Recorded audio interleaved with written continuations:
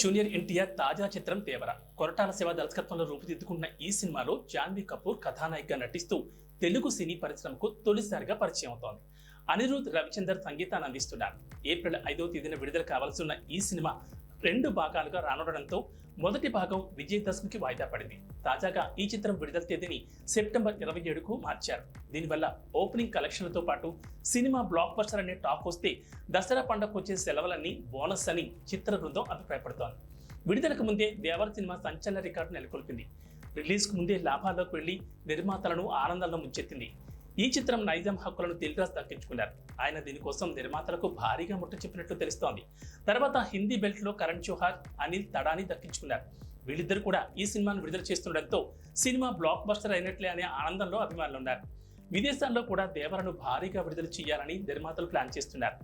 Overseas లో విడుదల చేసేందుకు చాలా సంస్థలు ముందుకొచ్చినప్పటికీ నిర్మాతలు ఏం నిర్ణయం తీసుకుంటారో చూడాలి. మరి నాన్ థియేట్రికల్ వ్యాపారం కూడా పూర్తయింది.